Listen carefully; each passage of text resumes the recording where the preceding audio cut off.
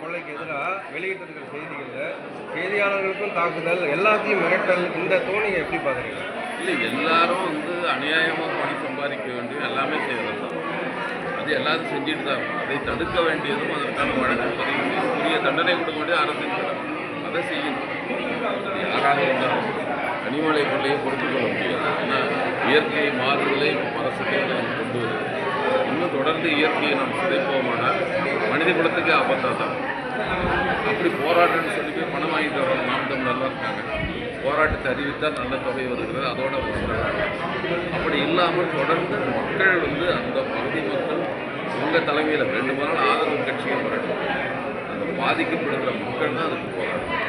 வேண்டுமானால் அதற்கு இயக்கங்கள் ஆதரவை கட்சிகள் ஆதரவை பெற்றுக்கொள்ளணும். ஒரு கட்சியிடம் விட்டாலே அது பணம் சம்பாதிக்கிற வழியாகும்.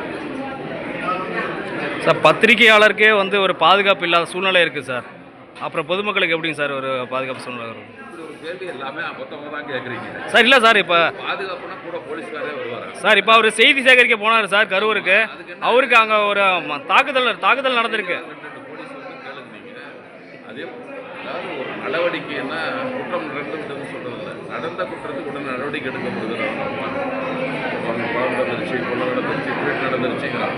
அதுக்கெல்லாம் ஒரு இடத்துல இங்கே அரசு டிஜிபி நின்று இருக்க முடியாது.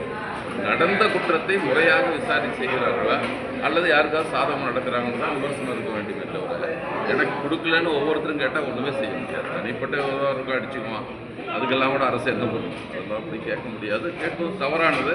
அந்த தவறானது தான் அதிகமாக நம்ம தமிழ்நாட்டில் பேசப்படும்.